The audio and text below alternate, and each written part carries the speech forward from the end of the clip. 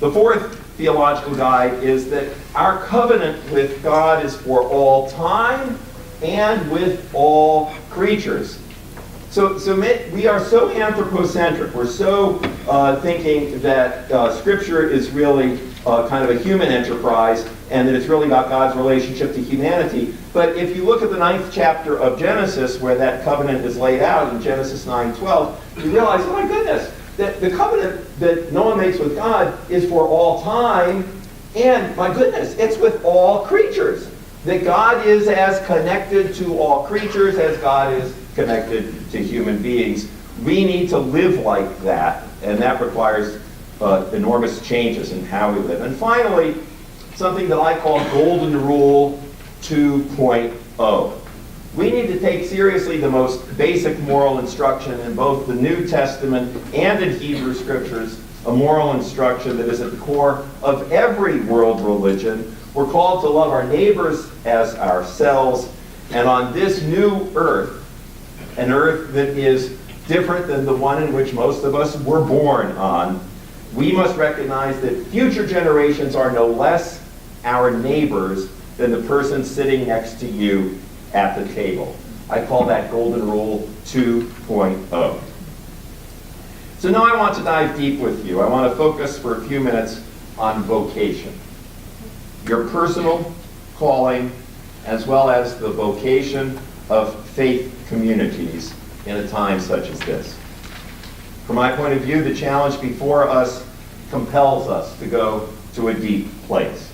Everywhere I speak, I find people longing to hear candid, unalloyed truth, especially in response to their two most frequent questions. What can I, as one person, do in the context of a problem as huge as this? Or what can our congregation do that would make a difference? As it turns out, we've been born at a time when the continuity of creation is coming undone. We live on the hinge of history.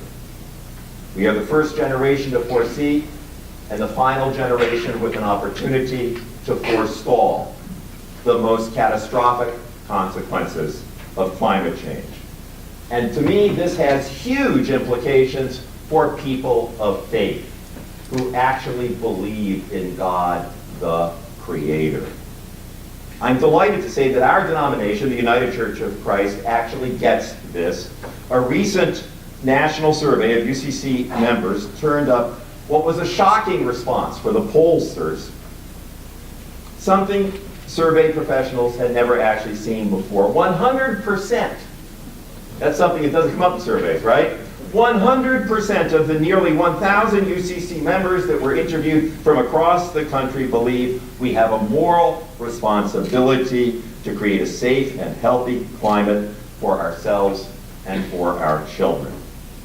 And so as we begin to reconsider vocation in a time such as this climate crisis, as we attend to God calling us to write a new story, what are the qualities we need to nurture and develop?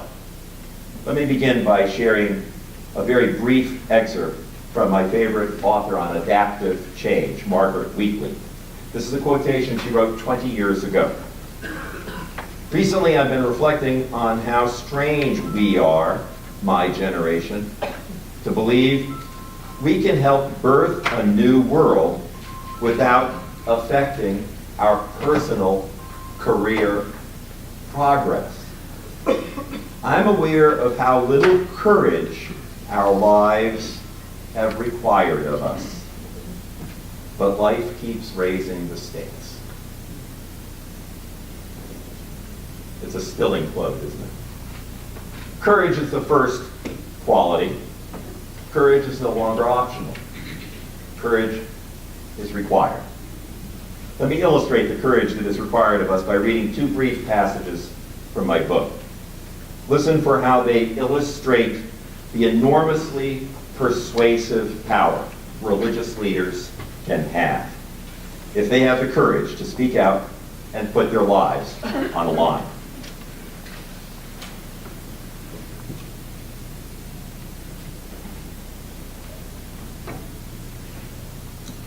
Imagine if, in the late 1980s, tens of thousands of preachers had helped their congregations to recognize that this unfolding reality of climate change required us to abandon our understanding of material growth as our most significant measure of progress.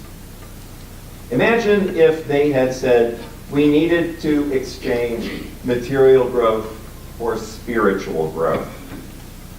Imagine if churches, synagogues, mosques, and temples had all become laboratories of spiritual growth.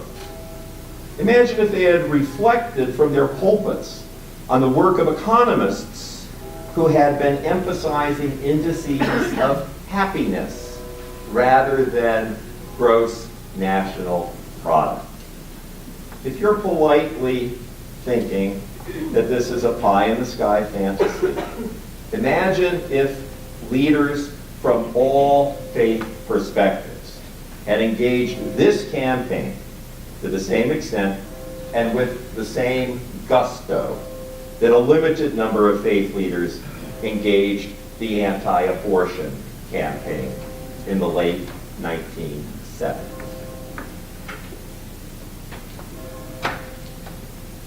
And the second example of courage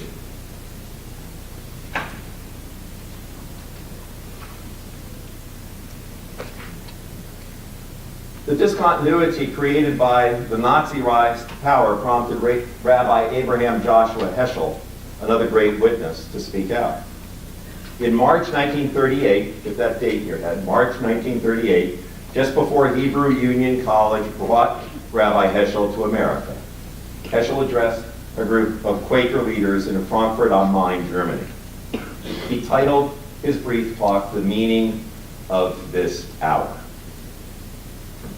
Consider how much of what Heschel had to say about his own times applies just as well to our situation today. Here's a sample of his courageous reflection. So this is a rabbi in Nazi Germany standing up in 1938, right? This is after Kristallnacht. This is after the book burnings. All right, you all with me on this? We have profaned the word of God. We have given the wealth of our land, the ingenuity of our minds, and the dear lives of our youth to tragedy and perdition. There has never been more reason for humans to be ashamed than now. We have bartered holiness for convenience, loyalty for success, love for power, wisdom for information, tradition for fashion. Let the blasphemy of our time not become an eternal scandal. Let future generations not loathe us for having failed to preserve what prophets and saints, martyrs and soldiers and scholars have created over thousands of years. God is waiting for us to redeem the world. We should not spend our lives hunting for trivial satisfactions while God is waiting constantly and keenly for our effort and devotion. The Almighty has not created the universe that we may have opportunities to satisfy our greed, envy, and ambition. And Heschel concludes with the challenge, the mountain of history is over us. Shall we renew our covenant with God?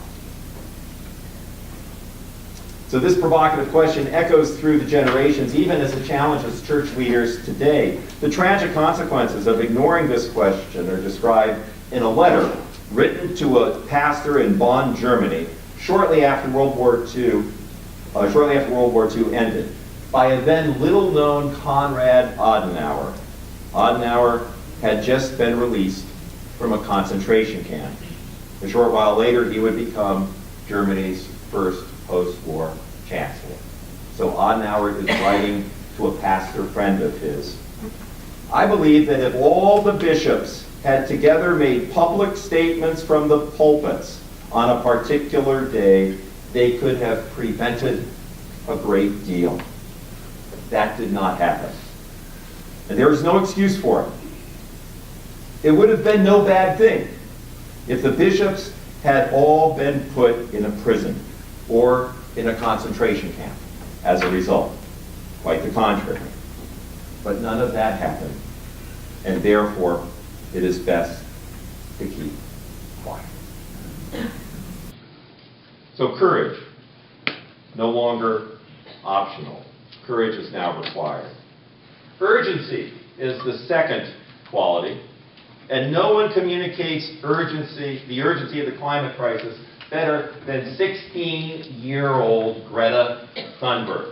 We're going to hear from Greta and see her in a minute, but I just wanted to say a little bit about her right now. She's been focused on climate change since she was 8. That's half her life, right? Come on. Last August, she embraced a new vocation. Think about vocation, right? This whole section of my talk is on vocation, which is like your vocation. What's your calling? Think, this 8-year-old girl learns about climate change, and she thinks about it for 7 years, and then she embarks on a new vocation. Last August, she initiated a school strike for climate. So she spent Fridays out in front of Parliament, the Swedish Parliament, holding up a sign, School Strike for Climate. First it was only her, out in front of Sweden's Parliament every Friday. After a few months, tens of thousands of students throughout Europe began joining her.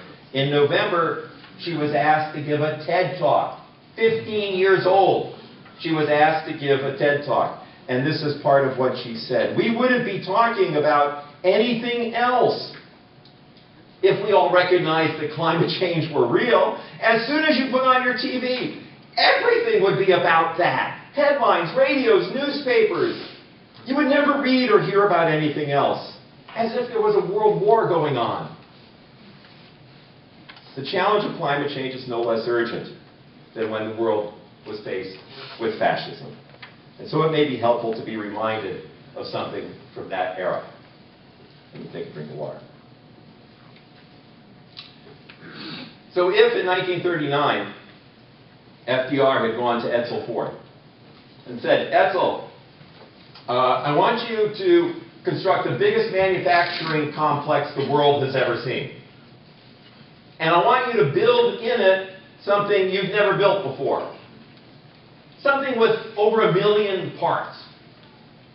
And I want you to churn out one of these things that you're going to be building in this plant every 24 hours. Edsel, do you think you could do that for me? Edsel Ford would have said, Mr. President, you are out of your mind. And then he would have made some comments about capitalism.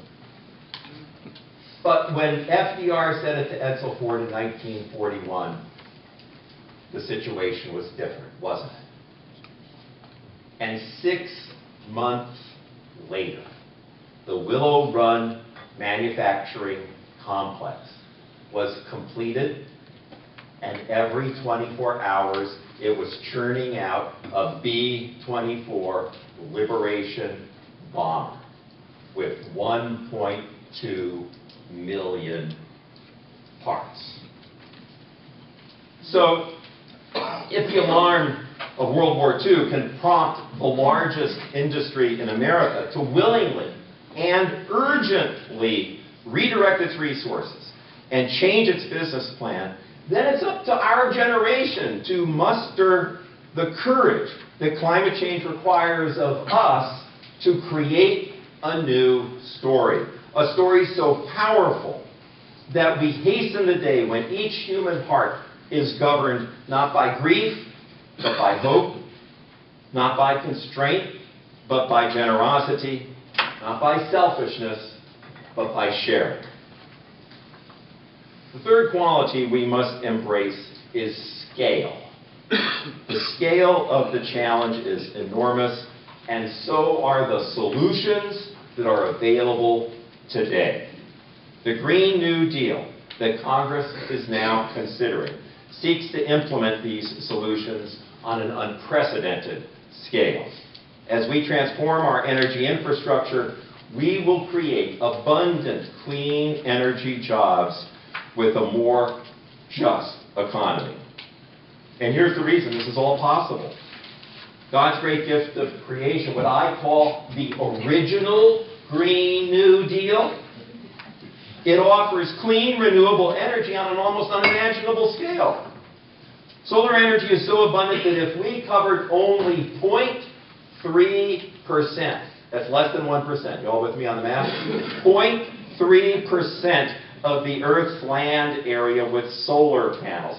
That's an area the size of Spain, or about 1.2% of the Sahara Desert, right? Less than 2% of the Sahara Desert. If we were to cover just that area with solar panels, we could power all of humanity's electrical needs. It's crazy that we haven't done that, right? By the year 2030, America could generate 80 to 85% of its power from sun, wind, and water, and 100% by 2050. And so could 139 other countries. So keeping in mind the qualities of courage, urgency, and scale, let me suggest several themes of the new story God is calling us to create as we embrace a new vocation. The first theme is to make our houses of worship safe enough and relevant enough so that we can do three things. First, so that we can talk about climate change. You have to, I've been in Iowa now for a day and a half. So enough people have said this to me that I say it with confidence back to you standing up here. And that is, you have to have a safe enough place to really share your true feelings and responses to climate change.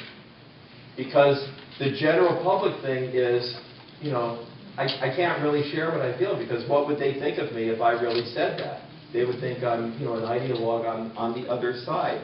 If church isn't a safe enough place for us to talk about the biggest threat the planet has ever seen, then what good is church?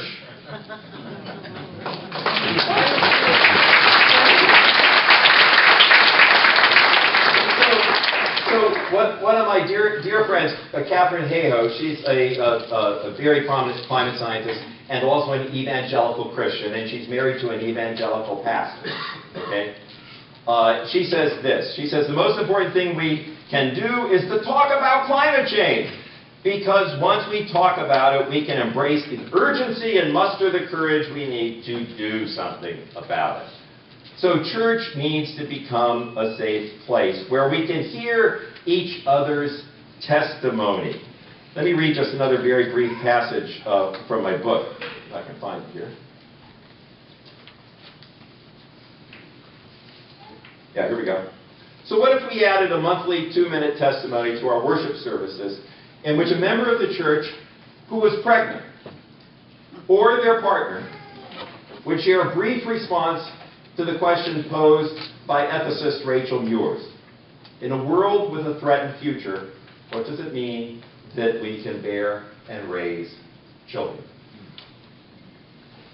To prepare for this witness, churches can turn to resources like Dear Tomorrow. Somebody write that down. Dear Tomorrow, right? It's a website, deartomorrow.org.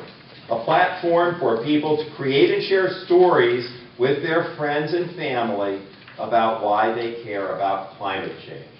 So in Massachusetts, we've had dozens of churches have had workshops wherein people came together and wrote letters to the future. That's what Dear Tomorrow is. You write a letter to the future about your concerns about climate change, and then you share them with each other.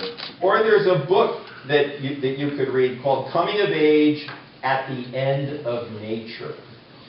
It's a book written by millennials about their own concerns about climate change. So again, if our churches become safe enough, then grief can be processed so that people are empowered to deal with the long emergency which is before us. In a time such as this, we must acknowledge that the continuity of creation upon which thousands of generations of humans have sought moral progress, that continuity of creation is over. And one thing more, we must recognize that the existential dread we experience can serve as a precondition of authentic hope. Once we have a safe context in which we can share our dread with trusted friends, by the grace of God, the Holy Spirit will ignite in us a tenacious and defiant hope.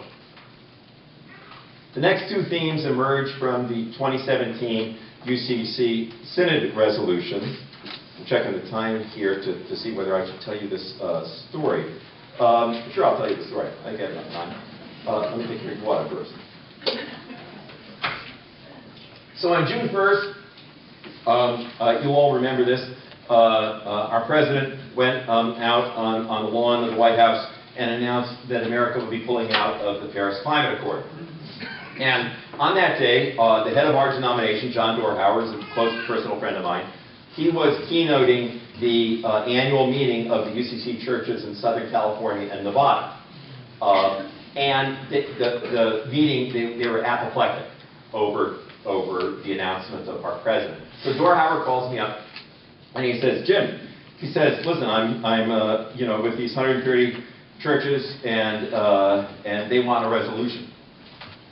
But they have a rule. And their rule is, you guys will love this, they have a rule. If you have an emergency resolution, you have to have the thing completed and all read for at least 24 hours before the vote is taken, so that you can discern what, how you're going to vote on it, right? Everybody has an opportunity to really pray about it. And he says, and that 24 hours is up in 90 minutes.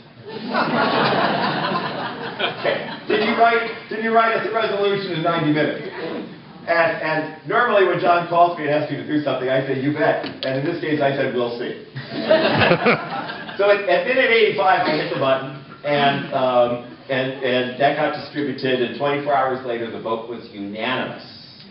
It was unanimous. And what that means, because it was a conference gathering, is that means that resolution, as an emergency resolution, could go before our National Synod gathering, which was about 5 weeks later. So the resolution had two major foci, and one was that pastors need to preach on climate change. So far as I could tell, now I'm not a church historian, but so far as I could tell, never in the history of the UCC had the annual synod, or the semi-annual synod, ever told pastors they need to preach on something, right? That's a no-go. You don't do that with your pastor, right? The resolution was really explicit. It said pastors need to preach on climate change. And the second point it said is that the UCC members need to resist all new fossil fuel infrastructure. Now, resist is a pretty strong word. 97% of the delegates, 97% of our national delegates voted for that resolution, right? So those are two additional themes. Preaching about climate change, resisting new fossil fuel infrastructure. If you want to talk about them in the Q&A, that's fine. Let me say something about civil disobedience. I have a phrase that I've been using for, 10 years or so, that the church needs to make civil disobedience a normative expression of discipleship, every bit as much as prayer. If I were to ask for a show of hands here about how many folks in this room pray, almost everybody would raise their hand. That means it's normative, right? It's normal for Christians to pray, right? Of course. Well, it sure as heck isn't normal for Christians to get arrested, is it? All right, I know that, all right? You don't need to tell me that. I get that. But here's the thing. For thousands of years, nonviolent civil disobedience has been one expression of faithful witness to religious values when those values come in conflict with the laws of the land. Many Christians are not aware that after Jesus' death, Peter and Paul spent more time in jail than they spent out of jail in service of the church that was waiting to be born. It's time for faith communities to affirm their role in supporting those of us who are called by their conscience to engage in nonviolent civil disobedience. I understand for many people of faith, including some who are already engaged in the climate movement, civil disobedience, it's off the table. that was true as well during previous social change movements. First and foremost, civil disobedience is an act of personal conscience. God calls some, not all, to consider this witness. But as we enter what I and others refer to as the long emergency, it's time for faith communities to become more public in their recognition of civil disobedience as an appropriate expression of faithfulness to God. Or to put it another way, it's time for people of faith to tell the truth about how industrial civilization is ending nature as humanity exercises our hubris. It's time for people of faith to testify to an understanding of God that is not undone by our undoing of creation. Among other things, such testimony will certainly create the conditions for civil disobedience to become a normative expression of faithfulness.